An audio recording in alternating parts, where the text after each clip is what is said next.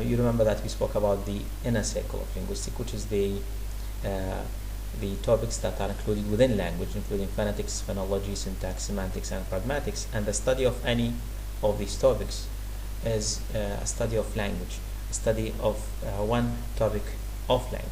So all of these areas are within the language itself. Anyway, there is a relationship between language and fields outside language, or disciplines outside language, including, for example, sociology, anthropology, philosophy, literature, artificial intelligence, language, and psychology.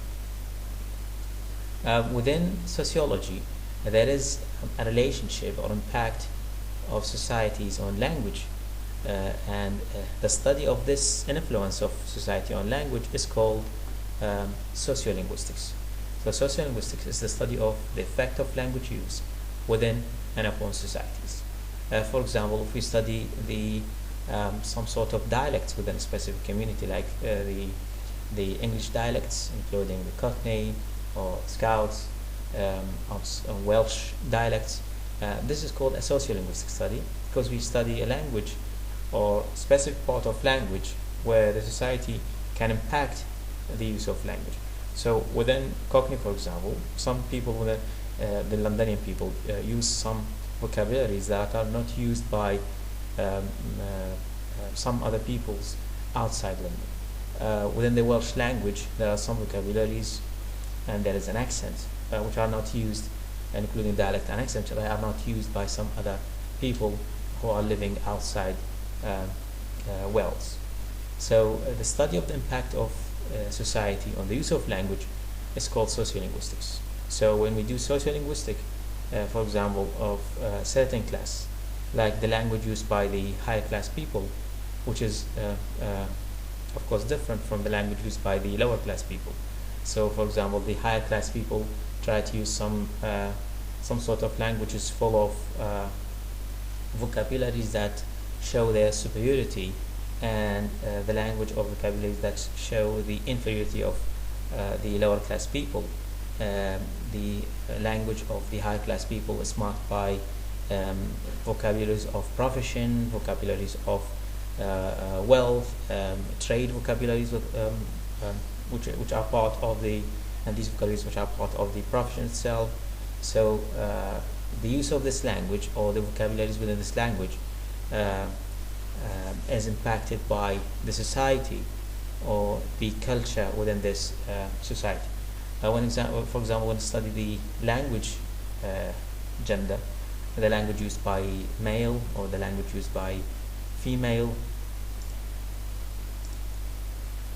as part of the study of sociolinguistics, the way language used by the female and the way language used by male is part of sociolinguistics. So the female society impacts the language used by female, and the male society impacts the language used by male. You can feel the difference when you speak to men and women. So the language is slightly different, including, for example, accent or vocabularies, and this is again is part of the sociolinguistic study.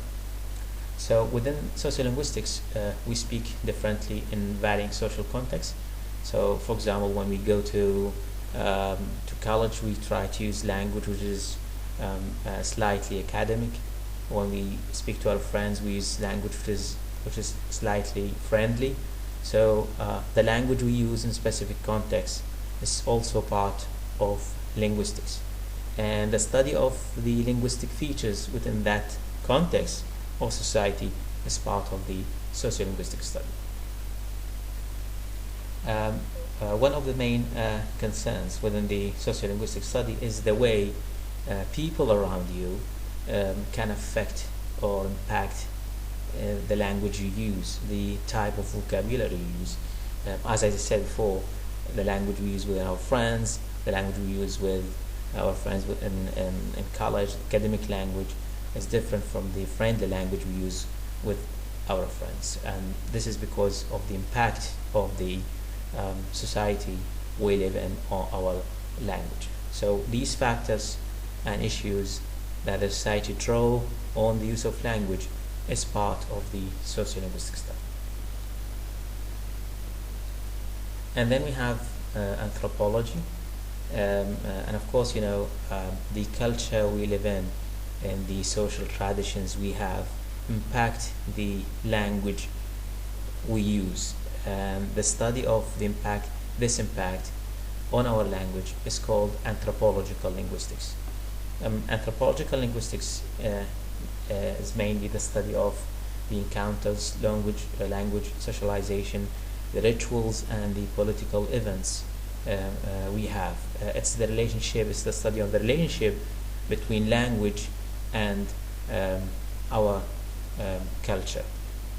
For example, the language used by the Muslim people has some differences from the language used by, say, for example, the Christian people, or the language used by Jewish people. I don't mean the religious language, but the types of vocabularies or the tradition within the language use, the type of sentences, structures, the greetings, so on and so forth, are different from some other cultures. And the main concern of the anthropological linguistics is, for example, how is one language preferred over another language.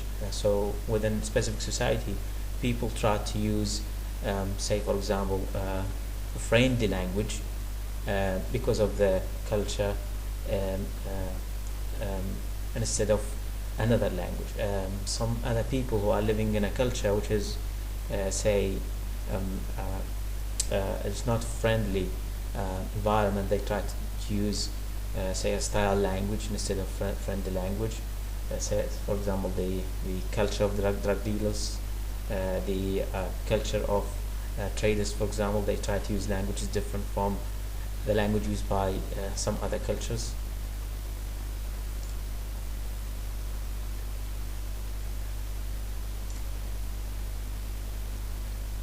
Also, we have one of the concerns within the anthropological linguistics is the geographical impact on the use of language, on the accents of language. So you know that people, the language used by the southern people can be different from the language used by the northern people. The language used by people in the far north of, say, for example, Australia, say, language used by for example, Sydney, which is the capital, is different from the language used in Melbourne, so on and so forth. So there is an impact of the region where people live in on the use of language, and of course there is impact on of the ideologies used within that language because of the region they live in. And all in all, there is an impact of the gender, beliefs, and other criteria which are related to culture and the gender and beliefs of human beings on the use of language.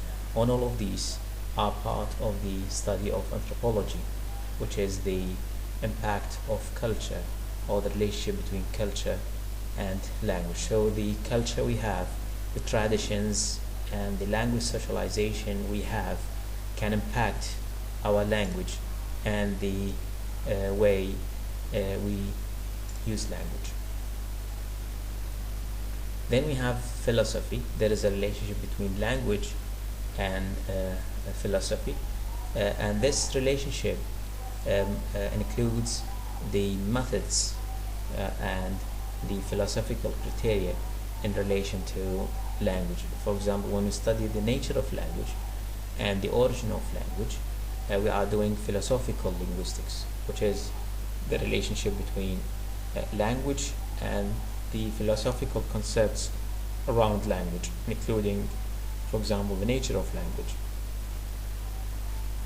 the place of articulation within language, the manner of articulation within language, the organs used in language production, the sound waves within language, and the spoken and written language. All these criteria on the nature of language is part of philosophical linguistics, which is the study of the relationship between philosophy and language.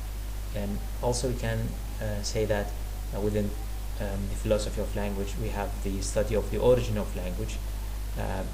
We have the divine source, which is the origin of language, as it descends from God or any spiritual object according to some societies and cultures. We have the social source, we have the tool making source.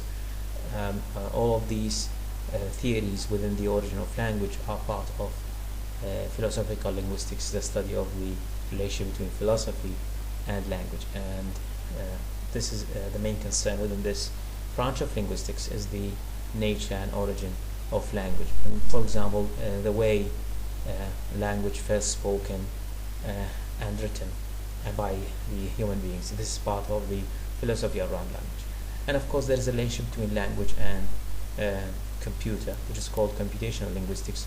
When we use a language within computer, the way we use it right now, is part of the computational linguistics or artificial intelligence.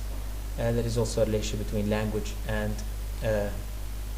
literature, which is called stylistics.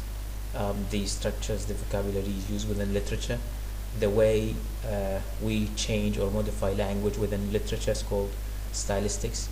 Also we have applied linguistics, the use of language within other fields outside language, the application of theories, linguistic theories, into other fields outside language. All of these are part of the relationship between language and other fields outside language. So you can see this outer circle, which is the wide area, and which is broad influence of some other fields on the way we use language, and the relationship between language and fields outside the language, including philosophy, literature, computer, psychology, sociology, and anthropology. So this is mainly the meaning of the School of Linguistics, which is included within the topics inside language and fields and disciplines outside language. And you can see that language has a relationship to almost all subfields or knowledge outside language, and this is expected because language is the main tool that we use in order to communicate with other people. So it's expected that language is the main or as the center of all other fields and disciplines. Thank you very much. Please stay tuned for next videos.